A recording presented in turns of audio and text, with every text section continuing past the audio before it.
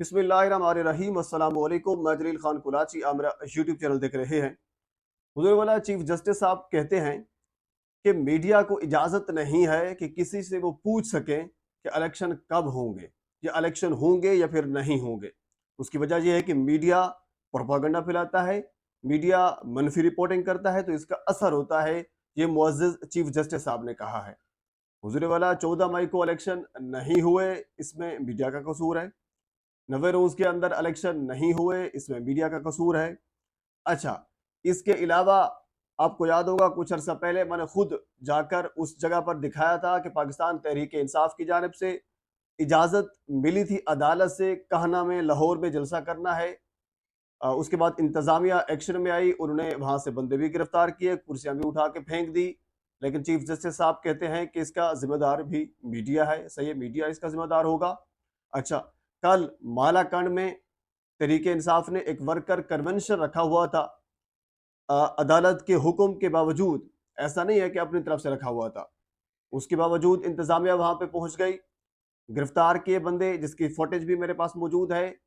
Chief justice साहब को वो चीज समझ नहीं आती, क्योंकि मीडिया मनफी प्रोपागेंडा करता है, इस चीज की समझ आती है। अच्छा, और आज अभी कुछ देर पहले मानसहरा में अदालती हुक्म के बावजूद, अदालत का हुक्म था कि तहरीक इंसाफ वर्कर कन्वेंशन कर सकती है, क्योंकि तहरीक इंसाफ ने बेशुमार दरखास्तें दी हुई थी कि इलेक्शन का शेड्यूल जारी हो चुका है, तो हमें इलेक्शन मुहिम जो है वो चलाने की इजाजत दी जाए। पिशावर हाई कोर्ट ने इसकी इजाजत दे रखी है, लेकिन इसके बावजूद आज मनसहरा में इंतजामिया ने, पुलिस ने कुर्सियां वहां से उठा दी।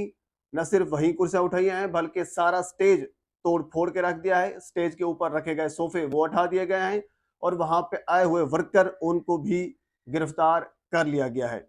मसला ये है कि अब चीफ जस्टिस साहब को ये चीज समझ क्यों नहीं आती है कि नहीं, एक अदालत हुक्म देती है, चाहे आपकी लोअर अदालत है, हुक्म देती है, उसके बावजूद इंतजामिया उस हुक्म को नहीं मानती। चीफ जस्टिस साहब को इस चीज के ऊपर एक्शन लेना चाहिए। अब मैं थोड़ी सी इसके पीछे मुहर्रिकात क्या है, वजूहात क्या है, वो आपको बताता हूँ।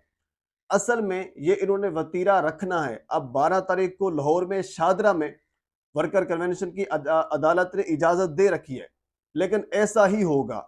जो ही वर्कर कन्वेंशन होगा, पुलिस आएगी, कुर्सियां उठाएगी, वहां से वर्कर गिरफ्तार करेगी, यानी एक अफरा तफरी का माहौल पैदा किया जाता है, एक खौफ का माहौल पैदा किया जाता है, और ऐसा इलेक्शन तक चलेगा।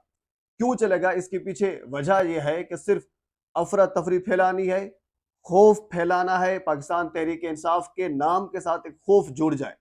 जब खौफ जुड़ जाएगा तो लोग वोट नहीं देंगे, लोग जलसे में नहीं आएंगे, तो मकबूलियत जो है वो कम हो जाएगी। इनका वहम यह है कि इमरान खान जो इस वक्त अडियाला जेल में है, उतनी तक उसको अडियाला जेल में रखें जब तक उसकी मकबूलियत का गिराफ नीचे आ जाए। जहां चीफ जस्टिस साहब अच्छे काम करते हैं, हम उनको सपोर्ट भी करते हैं, उनको अप्रिशिएट भी करते हैं, जहां कानून के मुताबिक काम करते हैं। नेब की तरामीम के मुतालिक एक केस था, आपको याद होगा, नेब में कुछ तरामीम की गई थी, और उसके बाद फिर सारे जो केसेस थे वो ख़त्म किए गए थे। ये पीडीएम की गवर्नमेंट ने तरमीम की थी। उसके बाद फिर पाकिस्तान तहरीक इंसाफ ने इसको चैलेंज किया था कि ये नेब में तरामीम नहीं हो सकती, क्योंकि ये तरमीम करके अपने आप को फ़ायदा पहुंचा रहे थे। तो उस तरमीम के केस के हवाले से, क्योंकि वो इमरान खान के बिहाफ पर दिया गया था, तो आज चीफ जस्टिस साहब ने ये कहा है कि अगर इन ऑप्शन दिया है, अगर खुद इमरान खान अदालत में, सुप्रीम कोर्ट में पेश होना चाहें तो वो पेश हो सकते हैं। जेल इंतजामिया को ये हुक्म है कि वो उनके पेशी के जो इंतजामात है वो मुकम्मल करें। ये बहुत बड़ा कदम है। अब मुझे जो यकीन लगता है कि इमरान खान सुप्रीम कोर्ट में पेश होंगे, क्योंकि खान ये चाहते हैं, खान के वर्कर ये चाहते हैं कि वो जेल से बाहर आए, उनकी झलक एक बाहर नजर आए। लेकिन जो बाकी लोग हैं जिनका वहम ये है कि खान को अडियाला के अंदर रखना है ताकि उनकी मकबूलियत का गिराफ नीचे गिर जाए, उनकी शक्ल नहीं देखने देनी, क्योंकि अगर खान बाहर आ गया तो उनके जो वर्कर हैं उनका मोराल जमीन से आसमान की तरफ चला जाएगा। अगर खान ने कोई मीडिया से बात कर दी या फिर जस्ट इतना कह दिया कि मैं डटा हुआ हूं, आपने कहीं नहीं जाना, सिर्फ एक जुमला खान ने अगर कोई भी जुमला कह दिया, उसका जो उनके वर्कर है उनका मोराल जमीन से ऊपर चला जाएगा। पहले मकबूलियत उसकी 80% मौजूद है, लेकिन फिर कह लीजिए कि वो 80 से भी ऊपर चली जाएगी।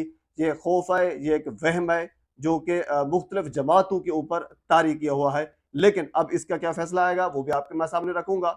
इसके अलावा आज इतवार वाले दिन फवाद चौधरी साहब को पेश किया गया, इतवार भी है, पेश भी किया गया और उनके मुंह के ऊपर कपड़ा डाला हुआ था। हिब्बा चौधरी वहां पे मौजूद थी। वो आबीदा भी हो गई, ये सी बात है, होना भी चाहिए था। लेकिन मैंने कल की वीडियो में आपके सामने ये चीज रखी थी।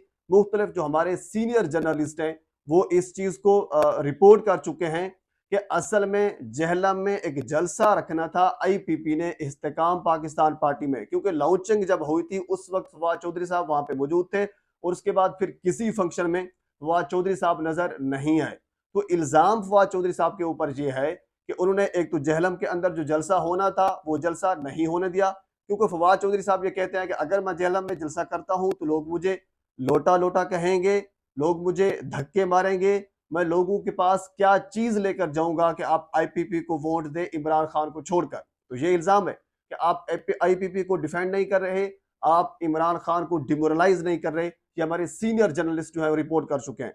लेकिन आज हमें यह बताया गया कि फवाद चौधरी साहब के ऊपर 50 लाख के इवज एक नौकरी देने का इल्जाम है। ये उन्होंने 50 लाख रिश्वत ली, तो रिश्वत का उनके ऊपर इल्जाम है, तो इस वजह से उनको गिरफ्तार किया गया है। हालांकि इससे पहले किसी को कोई नहीं पता था कि फवाद चौधरी साहब को क्यों गिरफ्तार किया गया है। बहरहाल आज उनको अदालत में पेश किया गया। जब पेश किया गया मुंह के ऊपर कपड़ा था, जब वापस वो आ रहे थे उस वक्त उनके मुंह के ऊपर कपड़ा जो है वो हटाया गया। हालांकि बेशुमार बड़े बड़े मुजरिम, बड़े बड़े मुलजिम अदालतों में पेश होते रहे, हमने ऐसे मनाजिर नहीं देखे जो एक आम वर्कर के साथ हो रहा है, हालांकि उसके ऊपर ये कोई इल्जाम नहीं है बिल्कुल।